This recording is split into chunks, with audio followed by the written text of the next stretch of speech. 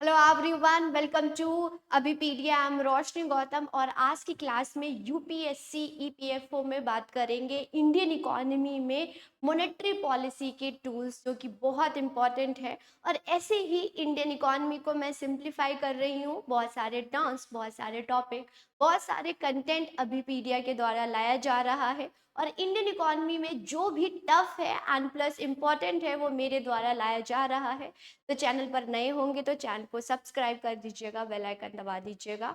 चलिए आज की क्लास को स्टार्ट करते हैं। और आज बहुत इंपॉर्टेंट क्लास है क्योंकि आज जो मैं टर्म्स कराऊंगी स्टूडेंट, वो बहुत हेल्पफुल होगा और बहुत सिंपल लैंग्वेज में मैं आपको कराने की कोशिश करूंगी। प्लस हम क्वेश्चंस भी देख लेंगे। तो चलिए स्टार्ट करते हैं आज की क्लास को।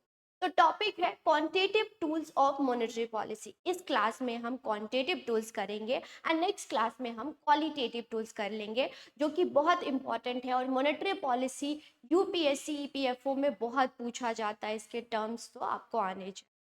इससे पहले ये हमारे रिजल्ट है जो कि अभी पीटीआई के द्वारा अचीव किया गया है।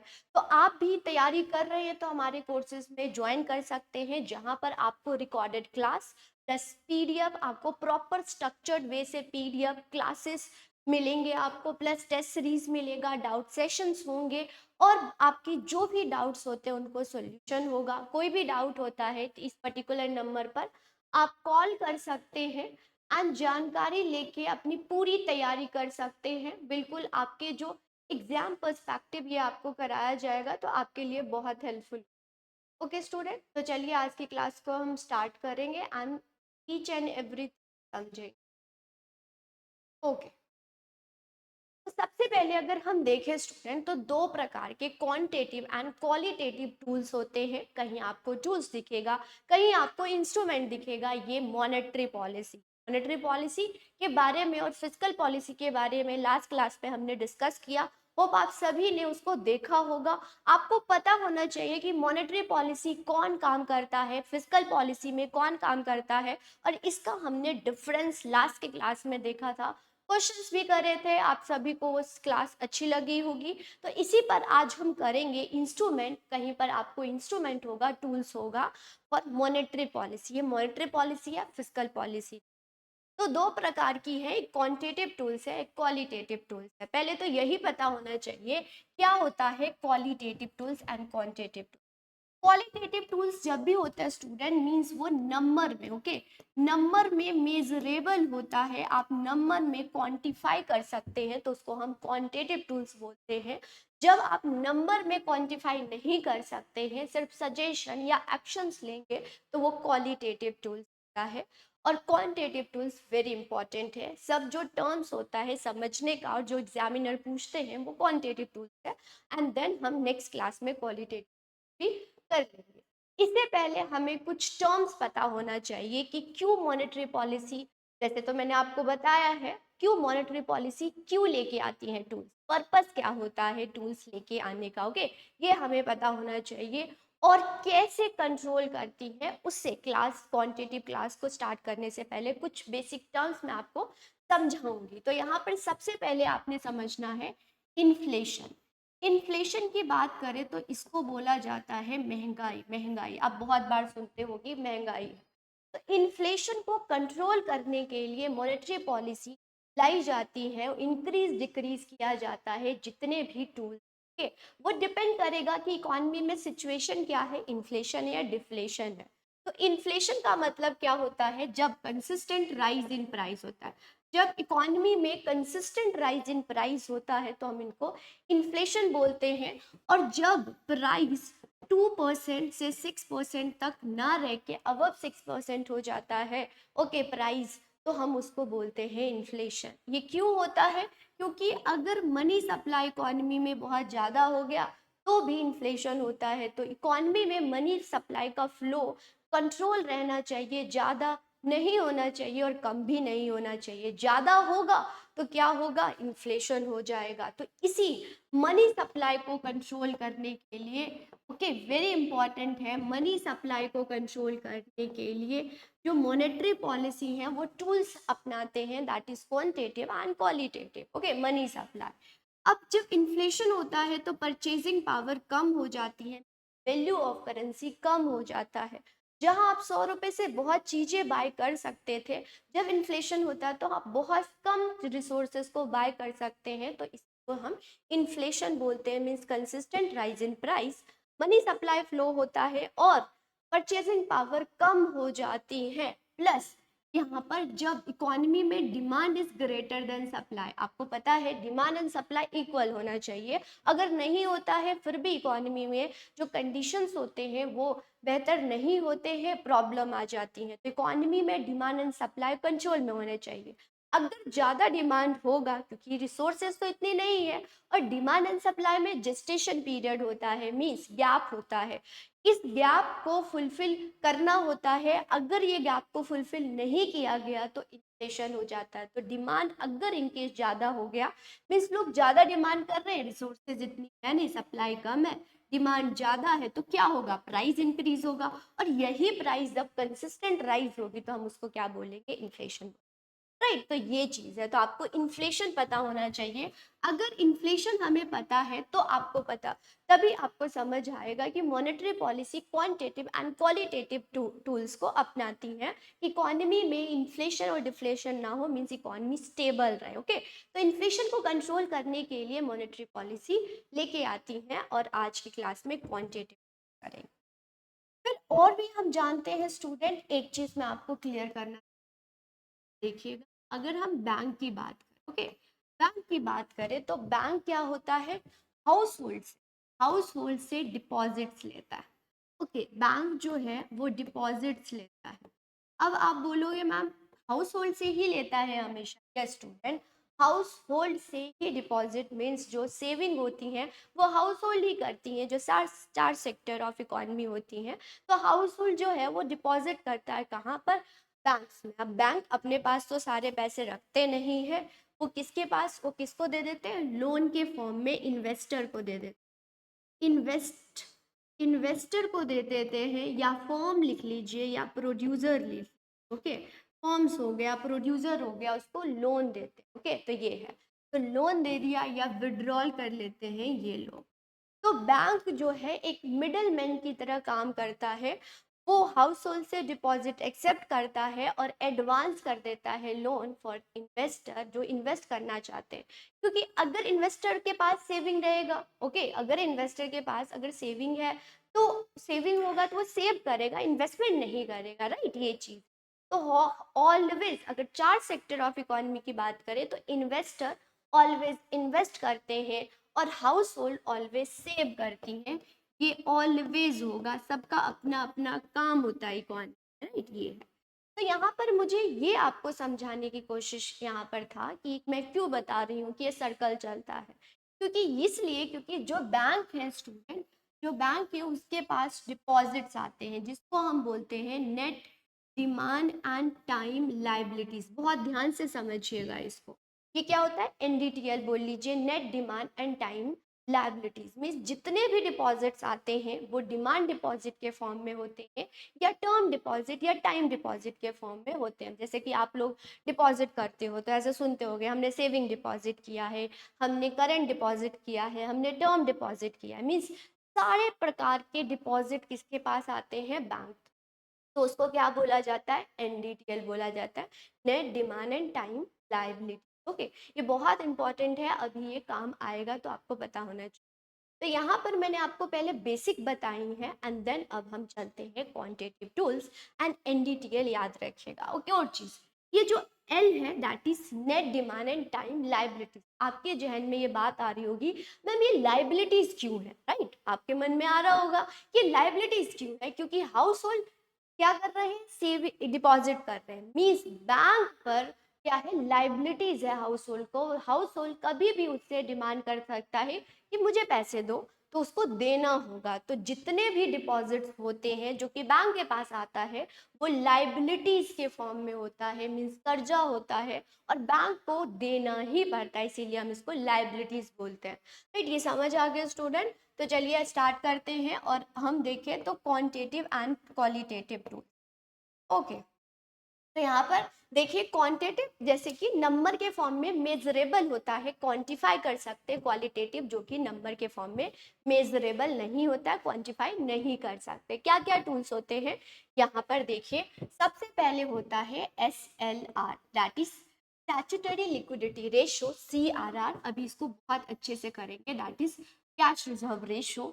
रेपो रेट होता है ना, रेपो रेट होता है, बैंक रेट होता है, बैंक रेट होता है, और MSF होता है, मार्जिनल स्टैंडिंग फैसिलिटी, ये होता है। इसी के साथ रिवर्स रेपो रेट होता है। और आजकल आप देखते होंगे जब भी बाय मंथली रिपोर्ट आती है MPC मॉनेटरी पॉलिसी कमेटी की, तो अब रिवर्स रेपो रेट की जगह SDF आता है, that is standing deposit, right, ये है वेरी इंपॉर्टेंट है, ये आपको पता होना चाहिए। फिर इसके साथ open market operation, open market operation, ये सारे जो टूल्स हैं दैट इज क्वांटिटेटिव टूल्स है जो कि मॉनेटरी पॉलिसी करती है। किस लिए करती है? इकोनॉमी में स्टेबिलिटी बने, ओके, इकोनॉमी में स्टेबिलिटी बने रही, इकोनॉमी स्टेबल रहे, ना इन्फ्लेशन हो ना डिफ्लेशन हो, इसका ध्यान कौन करता है? मॉनेटरी पॉलिसी करते हैं, जो कि 6 मेंबर बॉडी MPC या मॉनेटरी पॉलिसी कमेटी, राइट, ये है। उसी के साथ क्वालिटेटिव भी होते हैं जो कि हम नेक्स्ट क्लास में डिस्कस करते हैं, राइट, ये है। आप इसका स्क्रीनशॉट ले लीजिएगा, आपको पता होना चाहिए कि कौन सी क्वांटिटेटिव है और क्वालिटेटिव, ये बिल्कुल पता होना चाहिए, राइट। अब चलते हैं, स्टार्ट करते हैं, एक एक जो टर्म्स हैं, एक एक टूल्स को समझेंगे बहुत लेमैन लैंग्वेज में। सबसे पहले है SLR, SLR का फुल फॉर्म होता है स्टैट्यूटरी लिक्विडिटी रेशो, राइट, ये क्या होता है? स्टैट्यूटरी लिक्विडिटी रेशो जो होता है वो RBI, okay, RBI reserve bank of India जो कि हमारा सेंट्रल बैंक है, okay, जो कि सेंट्रल बैंक है, वो सभी बैंकों को कमर्शियल बैंकों को बोलता है कि आपके जो भी NDTL होते हैं, net demand and time liabilities, उसका कुछ परसेंटेज जो कि डिसाइड होता है अकॉर्डिंग टू इकोनॉमी सिचुएशन हो, ओके। कौन डिसाइड करता है? MPC monetary policy committee decide करती है कि जितने भी आपके डिपॉजिट, मैंने आपको बताया कि बैंक के पास डिपॉजिट्स आते हैं बहुत वेरियस टाइप के, मीन्स उसको हम NDTL बोलते हैं, और वो लाइबिलिटीज के फॉर्म में। तो RBI जो कि सेंट्रल बैंक है, सभी बैंकों से बोलता है कि आपके जितने भी NDTL है, मीन्स डिपॉजिट है, उसका कुछ परसेंटेज आप किसके पास रखोगे? खुद के पास, फॉर देमसेल्फ, देमसेल्फ मतलब बैंक अपने पास रखेगा, ओके, अपने पास रखेगा। आप बोलोगे कि यह मैंडेटरी होता है, यस स्टूडेंट, जो भी कमर्शियल बैंक है उसको मैंडेटरी होता है, ये रूल्स होते हैं कि RBI जो भी SLR रखेगा उसका अपने NDTL का कुछ परसेंट जो कि डिसाइड करती है RBI, रखना ही होता है, मैंडेटरी होता है। अगर नहीं रखेंगे तो ये क्या होगा, उसकी उनकी लाइसेंस और पेनल्टी भी लगती है, तो ये मैंडेटरी होता है। वो क्या रखेंगे? खुद के पास NDTL, मतलब जितने, अगर 100 रुपये आ रहे हैं, ओके, 100 रुपये अगर बैंक के पास आ रहा है, तो परसेंटेज जो कि नॉर्मली 18% देखने को मिलता है, 18% रखेंगे, ओके, और ये मैंडेटरी। अब यहाँ पर सवाल आता है किस फॉर्म में रख सकते हैं? क्या कैश के फॉर्म में रख सकते हैं? क्या गोल्ड के फॉर्म में रख सकते हैं? तो स्टूडेंट, जो भी NDTL आता है उसका जो SLR रखना है वो कैश के फॉर्म में भी रख सकते हैं, ओके, कैश के फॉर्म में भी रख सकते हैं, ओके, गोल्ड के फॉर्म में भी रख सकते हैं, गोल्ड के फॉर्म में भी रख सकते हैं, और गवर्नमेंट सेक्स मतलब गवर्नमेंट सिक्योरिटीज के फॉर्म में भी रख सकते हैं, ओके, ये चीज है। क्या रखने के बाद उससे कोई रेवेन्यू जनरेट होता है?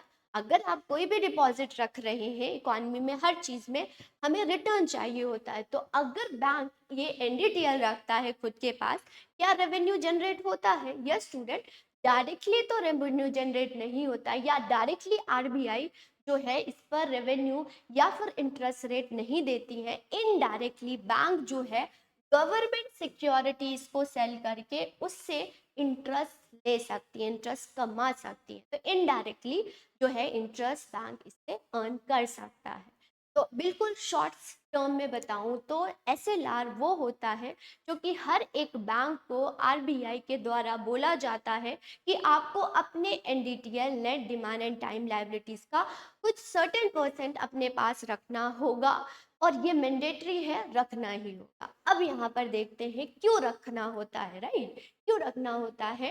अब मान लो कि अगर डिपॉजिट 100 रुपये आए, तो 100 रुपये डिपॉजिट बैंक के पास आया और बैंक अपने पास लोन पैसा नहीं रखता, वो क्या किसी को दे देता है, किसी को जो इन्वेस्टर है उसको हमेशा दे देता है। ओके, जो भी डिपॉजिट्स आए वो लोन के फॉर्म में दे देता है। मान लो डिपॉजिटर ने उसी टाइम जब उसने डिपॉजिट किया विड्रॉल करने के लिए आ गया, तो अब तो बैंक के पास पैसा नहीं है, वो क्या करेगा, है ना, न तब वही तो हम बोलते हैं कि बैंक करप्ट हो गई। क्यों बोलते हैं बैंक करप्ट हो गई? क्योंकि बैंक के पास जब लिक्विडिटी नहीं होती है, कैश नहीं होता है, तो हम उसको बोलते हैं बैंक करप्ट हो गया। तो बैंक करप्ट ना हो इसीलिए आरबीआई हर एक बैंक, कमर्शियल बैंक को बोलता है कि आपको मैंडेटरी है रखना होगा, ताकि आप बैंक करप्सी से, बैंक जो करप्ट ना हो उससे बच सकते आप, राइट। ये चीज है, तो ये आपको समझ आ गया होगा। चलिए इसको हम और भी लैंग्वेज के फॉर्म में समझ लेते हैं क्या है ये सारी चीज। ओके, बहुत आराम से इसको समझिएगा। SLR stand for statutory liquidity ratio. Liquidity मतलब ये कैश के फॉर्म में रखना होता है, हमेशा बैंक के पास होनी चाहिए।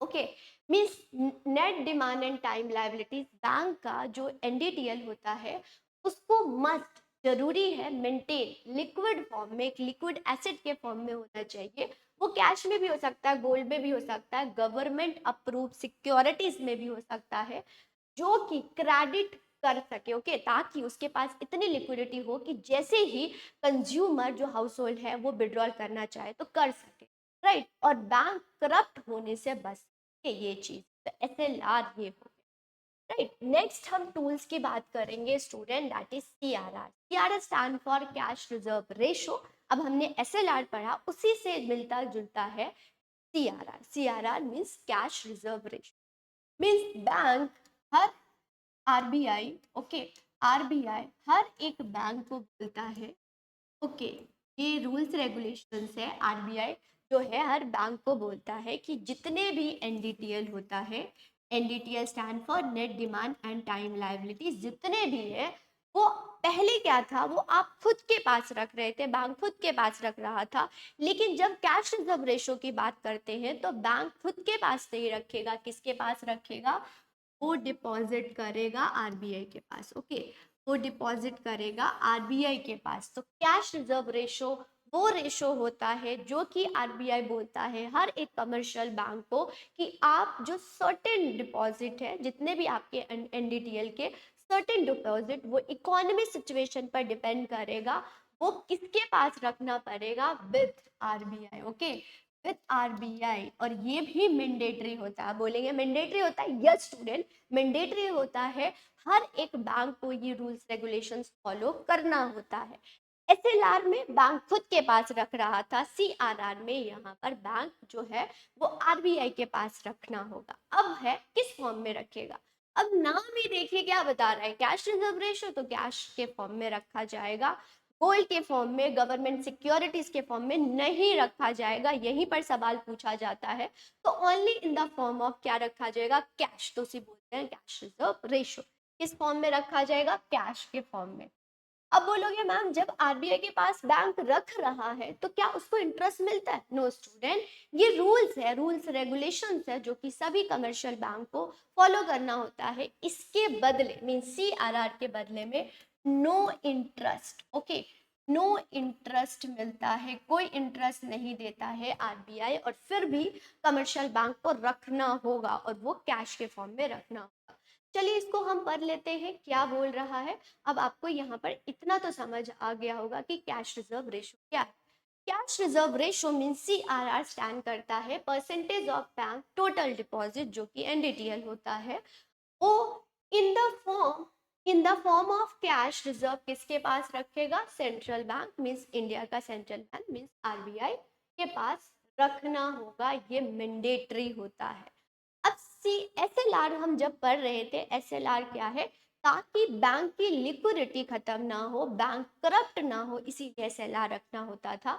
सीआरआर किस लिए रखना होता है? For money supply. Money supply economy में कंट्रोल रहे, इसीलिए सीआरआर रखना, सीआरआर रखना होता है ताकि मनी सप्लाई कंट्रोल में रहे, राइट? ये तो अब हम थोड़ा सा डिफरेंस पढ़ लेते हैं ताकि आपको बहुत अच्छे से क्लियर हो जाएगा। तो CRR means cash reserve ratio, percentage होता है टोटल डिपॉजिट को जो कि बैंक किसके पास, सेंट्रल बैंक के पास रखना होता है on the form of only cash. SLR जो बैंक है वो certain percentage net demand and time liabilities के पास रखना है, खुद के पास रखना होता है फॉर देमसेल्फ। ओके, बैंक खुद के पास रखेगा, ये कैश के फॉर्म में रहेगा। ये कैश हो गया, गोल्ड हो गया, गवर्नमेंट सिक्योरिटीज हो गए, किसी भी फॉर्म में रख सकता है। ओके, ये सीआरआर क्यों होता है? ताकि इकोनॉमी में मनी सप्लाई क्या कंट्रोल में रहा, ना एक्सेस हो ना ही कम हो, राइट? ये एसएलआर की बात करें तो ये अनएक्सपेक्टेड डिमांड, डिपॉजिटर जैसे ही डिमांड करे तो बैंक के पास इतनी लिक्विडिटी हो कि उसकी डिमांड की फुलफिल हो, नहीं तो बैंक रन की प्रॉब्लम भी आ जाता है। आप लोगों में से किसी को बैंक रन की प्रॉब्लम पता हो तो कमेंट सेक्शन में जरूर लिखिएगा, अदरवाइज मैं नेक्स्ट क्लास में इसको डिकोड करूंगी what you mean by bank run. Okay, ये मेंटेन, सीआरआर मेंटेन किसके पास रखना होता है? आरबीआई के पास। ये इटसेल्फ मतलब देमसेल्फ या एसएलआर जो होता है बैंक खुद के पास रखता है। ये liquidity in the economy means money में, इकोनॉमी में लिक्विडिटी सप्लाई कंट्रोल में रहे, मनी सप्लाई कंट्रोल में रहे। ये क्रेडिट ग्रोथ मतलब बैंक की जो क्रेडिट होती है, क्रेडिट वर्दीनेस जो होता है वो कम ना हो, इसीलिए एसएलआर रखा जाता है। इससे सीआरआर से कोई भी इंटरेस्ट नहीं अर्न करता है। कौन? बैंक अर्न नहीं करता है, फिर भी रखना होता है। वही अगर हम देखें एसएलआर में तो बैंक इनडायरेक्टली अर्न करता है इंटरेस्ट। कैसे अर्न करता है? गवर्नमेंट सिक्योरिटीज और बॉन्ड्स को बेचकर, सेल करके उस पर इंटरेस्ट कमा सकता है, राइट? ये चीज है। तो ये था एसएलआर और सीआरआर। होप आप सभी को अच्छे से समझ आया। अब हम देखेंगे स्टूडेंट कि ये जो है किस इकोनॉमी में अगर इन्फ्लेशन है या डिफ्लेशन है तो कैसे रखना होता है, राइट? ये है, तो इसको भी समझिए लास्ट में। अगर हम SLR that is statutory liquidity ratio और सीआरआर, अब एग्जामिनर आपसे पूछेंगे इकोनॉमी में इन्फ्लेशन है, इन इकोनॉमी में इन्फ्लेशन है, ओके, पर्पस क्यों है? क्योंकि हमने तो ये देखना है मॉनेटरी पॉलिसी एसएलआर और सीआरआर को कैसे मेंटेन करती है, राइट? आपको टर्म समझ आ गया, अब एप्लीकेशन करते हैं। इट मीन्स अगर एसएलआर और सीआरआर है और इकोनॉमी में इन्फ्लेशन है, मीन्स मनी सप्लाई ज्यादा है, तो सीआरआर और एसएलआर इंक्रीज होना चाहिए, डिक्रीज होना। तो यहाँ पर इन्फ्लेशन में क्या होना चाहिए? इंक्रीज होना चाहिए। मीन्स पहले अगर 100 रुपए का, अगर 100 रुपीज का 20 रुपीज रख रहा था और 80 रुपए वो फर्दर लोन दे रहा था, तो अब इंक्रीज करने के बाद 100 रुपए का 30 रुपीज उसको रखना होगा। मीन्स अब उसके पास 70 रुपीज है फर्दर लोन देने के। तो अगर इकोनॉमी में इन्फ्लेशन होगा तो सीआरआर और एसएलआर जिसको हम रिजर्व बोलते हैं, ओके, इसको लीगल रिजर्व रेशो भी बोला जाता है, एलआरआर भी बोला जाता है। कंबाइंड वे में हम इसको रिजर्व बोलते हैं, जो कि इंक्रीज होगा ताकि इकोनॉमी में मनी सप्लाई कम हो जाए। मान लीजिए कि अगर इंक्रीज कर दिया मीन्स लोन अब कम देगा, बैंक लोन कम देगा, तो लोगों के पास मनी कम होगी। मनी कम होगी, इस फ्लो को मैं आपको समझाती हूँ। ये बहुत एप्लीकेशन बेस है। मींस अगर अगर बैंक को मैंडेटरी हो गया कि आपको सीआरआर और एसएलआर ज्यादा रखना होगा, राइट? तो अब वो 100 रुपए का बहुत कम परसेंटेज उसके पास रह रहा है फॉर लोन देने के लिए।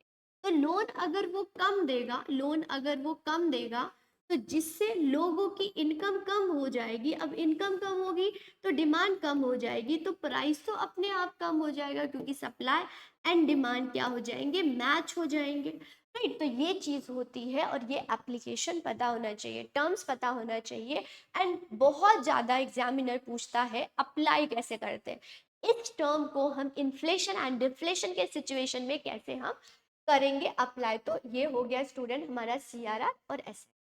नेक्स्ट हम देखेंगे रेट। आप देखते होंगे कि जब भी बाय मंथली रिपोर्ट आती है एमपीसी को बोला जाता है रेपो रेट अनचेंज किया गया है, रेपो रेट कम किया गया है, रेपो रेट क्या किया है, इंक्रीज किया गया है, ऐसे सुनते होंगे। तो तीन प्रकार के रेट होते हैं, कंबाइंड बेस से मैं आपको बताऊंगी। होता ये है स्टूडेंट कि बैंक जो है वो लोन लेता है। ओके, बैंक है जो भी कमर्शियल बैंक है वो लोन ले सकता है किससे, आरबीआई से। आरबीआई लोन देता है किसको, बैंक को लोन देता है। ओके, और जो रेट चार्ज करता है वो in the form of repo rate, bank rate और MSF. Okay, bank rate, bank rate, bank rate, repo rate. तो यहाँ पर अगर हम देखें तो बैंक जो है वो लोन लेता है किससे, आरबीआई से लोन ले रहा है। ओके, लोन ले रहा है आरबीआई से and RBI interest rate charge करेगा। इंटरेस्ट रेट चार्ज करेगा वो in the form of bank rate charge कर सकता है, और ये एक प्रकार का इंटरेस्ट ही है। ओके, रेपो रेट चार्ज कर सकता है, रेपो रेट चार्ज कर सकता है, और एक और होता है that is marginal standing facility. Right, ये है तीन फॉर्म में वो रेट चार्ज कर सकता है। राइट, अब बोलोगे तीन फॉर्म में क्यों कर रहा है, ये डिपेंड करेगा ड्यूरेशन कितनी है। अगर वो बैंक लॉन्ग रन के लिए ले रहा है, लॉन्ग रन के लिए ले रहा है तो बैंक रेट चार्ज करता है। रेपो रेट के लिए शॉर्ट टर्म के लिए ले रहा है तो रेपो रेट चार्ज करता है। ओके, और एमएसएफ मींस ये वन डे या इमरजेंसी के लिए ले रहा है, बिस अभी अभी जरूरत है बैंक को, ऐसे नेसेसरी हो गया, अभी अभी जरूरत है, तो एमएसएफ रेट चार्ज करेगा। इस रेट में डिफरेंट होती है। तो अगर हम देखें तो ये जो रेपो रेट होता है स्टूडेंट, रेपो रेट जो होता है वो कम होता है as compare to bank rate, bank rate ज्यादा होता है।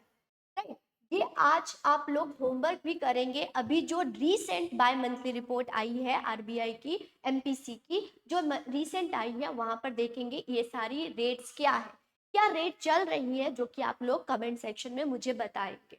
तो अगर वहां पर आप देखेंगे तो बैंक रेट ज्यादा होता है as compare to repo rate. ऐसा भी क्यों है, क्यों है, क्योंकि बैंक रेट में सिक्योरिटीज नहीं रखनी पड़ती है, कोई कोलेट्रल नहीं रखना पड़ता है बैंक्स को, नो सिक्योरिटीज। रेपो रेट में सिक्योरिटीज रखनी पड़ती है। सिक्योरिटीज मींस कोलेट्रल रखना पड़ता है किसको, बैंक को, कमर्शियल बैंक को सिक्योरिटीज रखना पड़ता है। राइट, जैसे कि मान लो कि आप लोन ले रहे हैं तो आप बैंक से बोलेगा आप कोई सिक्योरिटीज रखो, कल को आप डिफॉल्ट हो जाते तो मैं आपको कहाँ ढूंढने जाऊंगा। तो जब कमर्शियल बैंक रेपो रेट पर लोन लेता है तो उसको सिक्योरिटीज रखनी पड़ती है, बट वो जब बैंक रेट पर लोन लेता है तो सिक्योरिटीज नहीं रखनी पड़ती हैं, कोई कोलेटरल नहीं रखना होता है। तो ये था स्टूडेंट रेपो रेट, इसी के साथ बैंक रेट, एमएसएफ हमने कर लिया है। एक एक करके चलिए इसको और भी क्लियर करते हैं। राइट, इसको और भी हम क्लियर करते हैं। ये लिखा हुआ है, मैं डिफरेंस से आपको समझाती हूँ, डिफरेंस से आपको बहुत अच्छे से समझ आएगा। रेपो रेट जो है वो क्या है, यहाँ पर पहले हम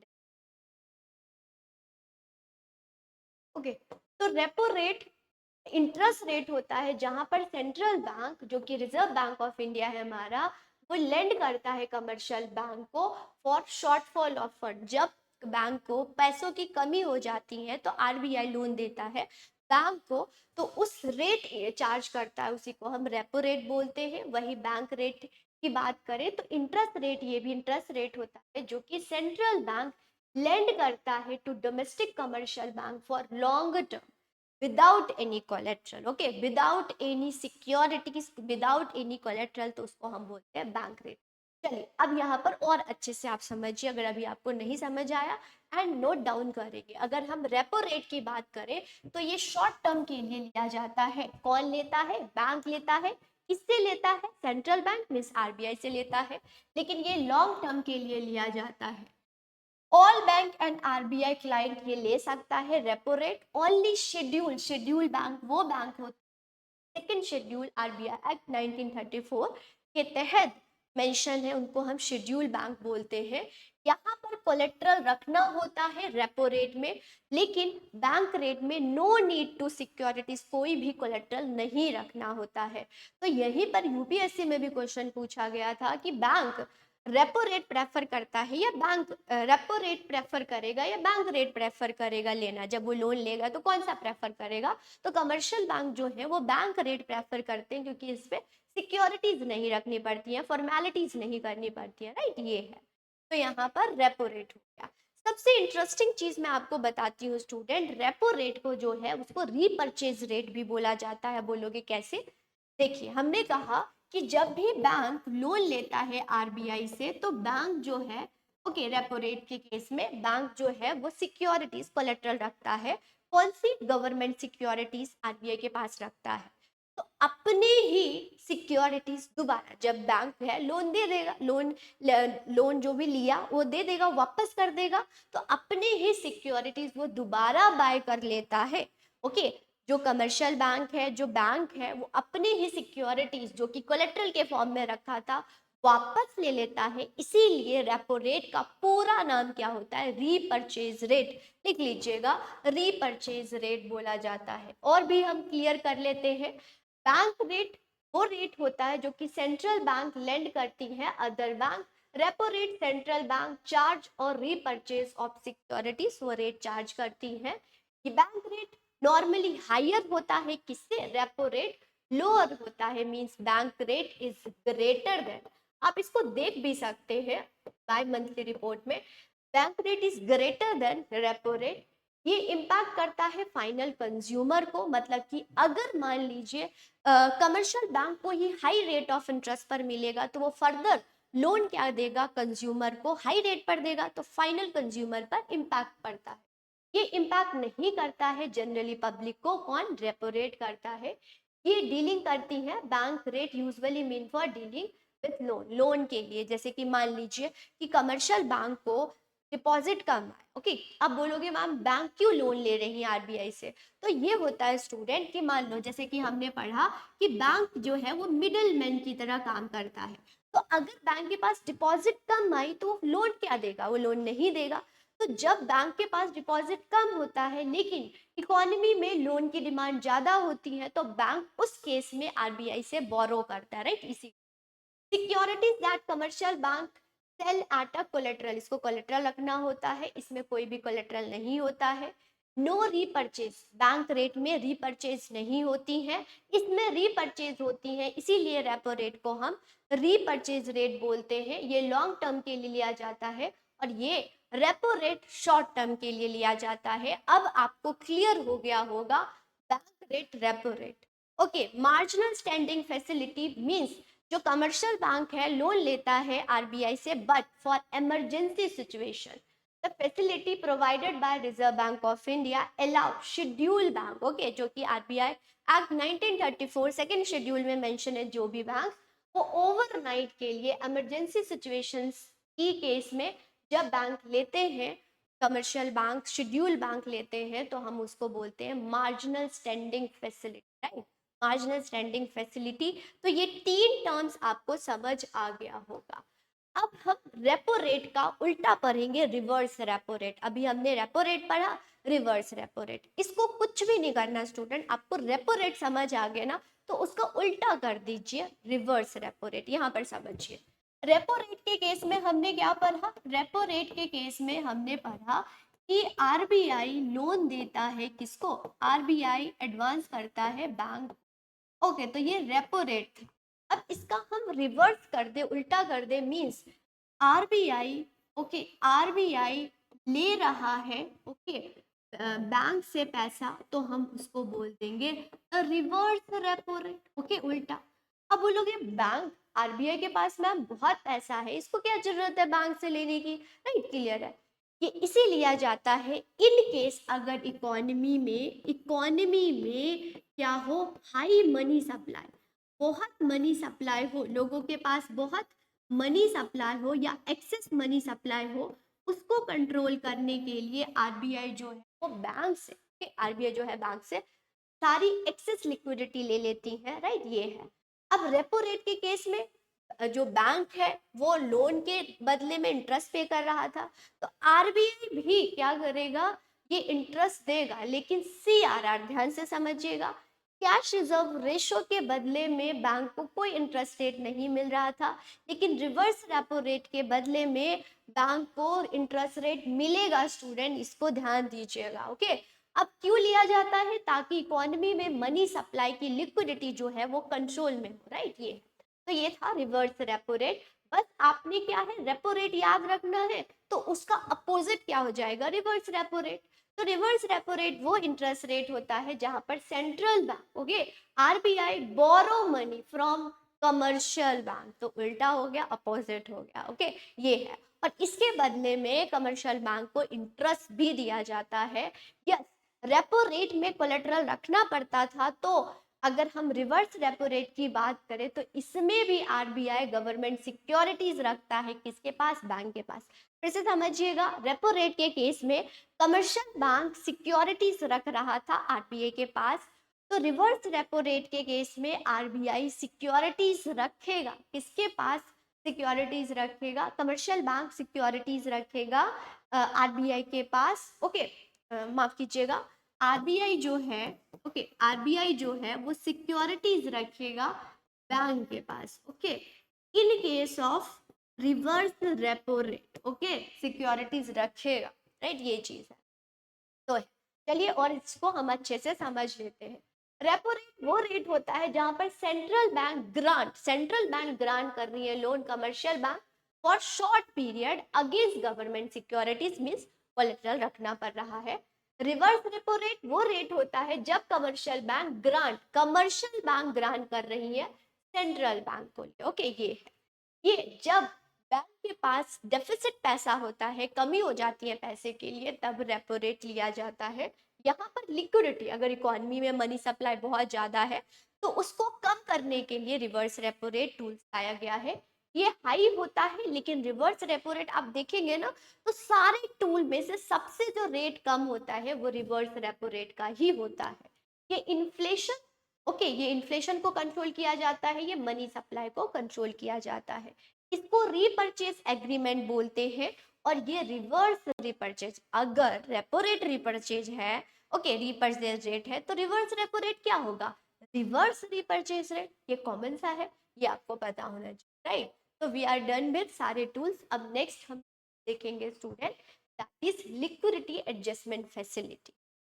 लिक्विडिटी एडजस्टमेंट फैसिलिटी ये नरसिम्हम कमेटी के द्वारा लाया गया था banking sector reforms in 1998। Banking sector reform 2 बार आ चुका है स्टूडेंट।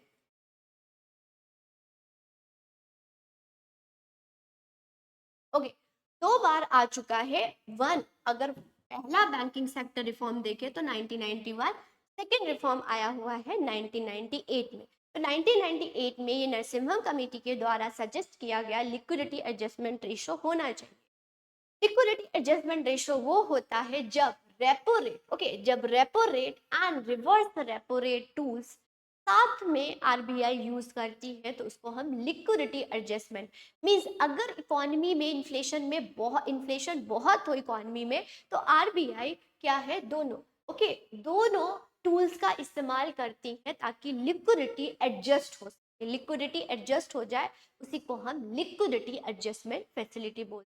ये मॉनेटरी पॉलिसी टूल्स है जो कि रिजर्व बैंक ऑफ इंडिया के द्वारा यूज किया जाता है। लिक्विडिटी, अगर इकोनॉमी में बहुत लिक्विडिटी मींस कैश फ्लो ज्यादा हो रहा है, मनी सप्लाई ज्यादा हो रहा है, या तो वो रीपर्चेज एग्रीमेंट करती है या फिर रिवर्स रीपर्चेज रेपो रेट, मतलब कि रीपर्चेज रेट या रिवर्स रीपर्चेज या रेपो रेट इस्तेमाल करती है ताकि इकोनॉमी में लिक्विडिटी क्या हो जाए, कम हो जाए, राइट। तो ये चीज है लिक्विडिटी एडजस्टमेंट फैसिलिटी। बहुत important, that is open market operation, बहुत इंपॉर्टेंट है स्टूडेंट, और बहुत स्टूडेंट यहाँ पर कंफ्यूज होते हैं, मैं आज को क्लियर करूंगी।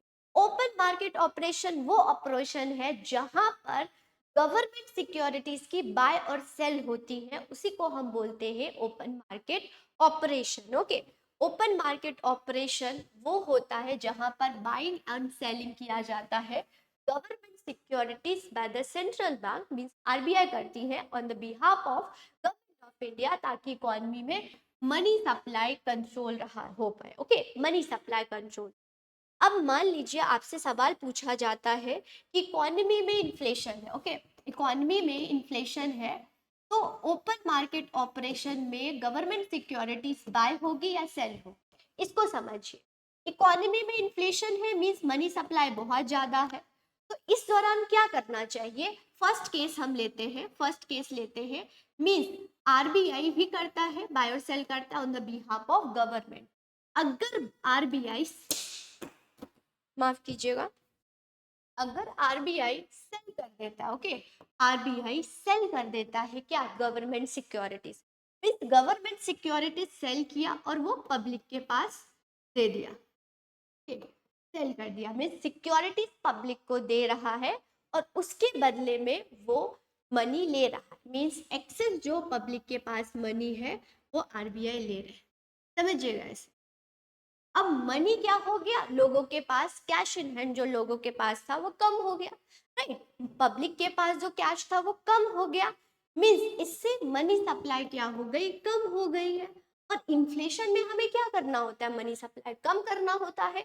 तो इन केस ऑफ इन्फ्लेशन आरबीआई जो है वो गवर्नमेंट सिक्योरिटीज को क्या करेंगे, सेल करेंगे, चाहे वो पब्लिक के केस में हो गए या फिर वो कमर्शियल बैंक के केस, राइट। फिर दूसरा अगर हम बात करें, दूसरा हम केस देखते हैं, वो है, दूसरा केस अगर हम देखें तो अगर परचेज करती है, तो मान लीजिए आरबीआई परचेज कर लेती है, परचेज कर लेती है, मतलब कि परचेज पब्लिक या फिर बैंक हो सकते हैं, ठीक है। तो परचेज कर लिया मीन्स बॉन्ड जो थी वो पब्लिक से ले लिया और पब्लिक को क्या दे दिया, पैसा दे दिया है, मनी दे दिया है। तो मनी दे दिया स्टूडेंट, तो मनी सप्लाई क्या हो गया, इंक्रीज हो गया। इन्फ्लेशन के केस में मनी सप्लाई तो इंक्रीज करना नहीं होता है, तो यहाँ पर जब इकोनॉमी में डिफ्लेशन होगी, इकोनॉमी डाउन होगी, तो उस दौरान क्या होगा, आरबीआई परचेज करेंगे, याद रखिएगा। इन्फ्लेशन के केस में आरबीआई सेल करती है गवर्नमेंट सिक्योरिटीज और इन केस ऑफ डिफ्लेशन परचेज करती है। ये बहुत इंपॉर्टेंट है, आपको ये चीज याद रखनी है, राइट। ये तो हमने यहाँ पर ओपन मार्केट ऑपरेशन लास्ट में अगर हम देखें तो ये आजकल जब भी मंथली रिपोर्ट आप देखेंगे, बाय मंथली रिपोर्ट, तो आपको रिवर्स रेपो रेट, पहले रिवर्स रेपो रेट देखने को आपको मिलता होगा, लेकिन अभी है स्टैंडिंग डिपॉजिट फैसिलिटी। अब क्या है यहाँ पर देखिए स्टूडेंट, इसको हम समझते हैं क्या। तो अगर हम यहाँ पर देखें एसडीएफ,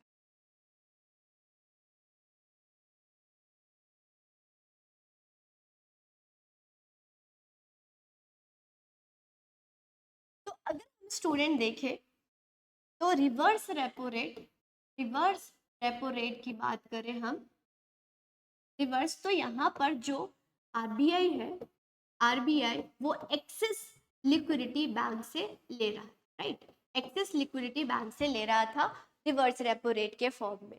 लेकिन अभी अगर आप देखेंगे दिसंबर 2020 से इन्फ्लेशन बहुत है, तो आरबीआई क्या है, सिक्योरिटीज, गवर्नमेंट सिक्योरिटीज भी रख रही थी जब भी रिवर्स रेपो रेट थी, तो सारी जो सिक्योरिटीज है गवर्नमेंट की वो बैंक के पास जा रही थी। अभी इकोनॉमी में बहुत इन्फ्लेशन है, तो क्या होगा, जो रिवर्स रेपो रेट है वो बहुत ज्यादा इंक्रीज करना होगा, तो सोवरेनिटी क्या खत्म हो जाएगी आरबीआई की, है ना, सारी गवर्नमेंट सिक्योरिटीज बैंक के पास आ रही है। इसीलिए 2022 में एसडीएफ लाया गया है। तो अभी जो आपको एसडीएफ देखने को मिलता होगा, स्टैंडिंग डिपॉजिट फैसिलिटी, मीन चीजें वही है। रिवर्स रेपो रेट के केस में आरबीआई जो है वो बैंक से एक्सेस लिक्विडिटी ले रहा था, एसडीएफ के केस में भी एक्सेस लिक्विडिटी लेगा, but without collateral. Okay, what, without collateral, इसको पढ़ लेते हैं।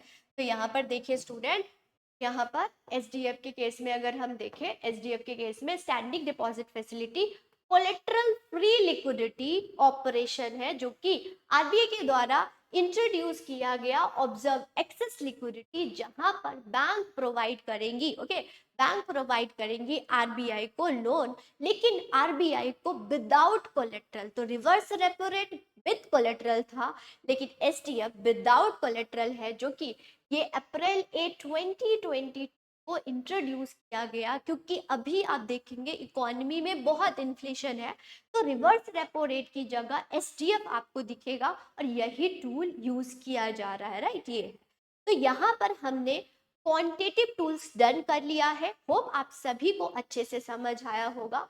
तो एक बार अगर हम देखें यहाँ पर,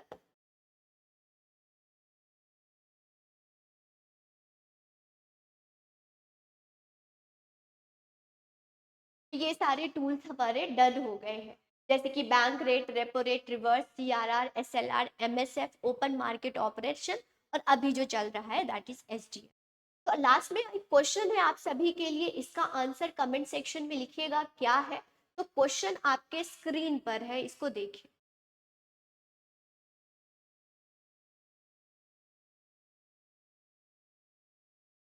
ओके, क्वेश्चन आपके स्क्रीन पर है, which of the following action would be contribute to an increase in money supply.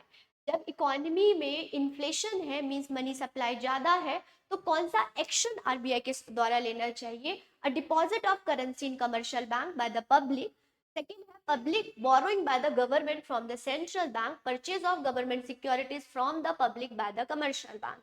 Option है जो भी आपको लगता है, कमेंट सेक्शन में इसको लिखिएगा। अगर आपने पूरी क्लासेस को देखा है तो आप बहुत अच्छे से इसको अटेम्प्ट कर सकते हैं। आज की क्लास में इतना ही, नेक्स्ट क्लास में मैं लेके आऊंगी क्वालिटेटिव टूल्स। आपको कोई भी इकोनॉमी टर्म समझना है तो कमेंट सेक्शन में जरूर लिखिएगा। Thank you student, all the best.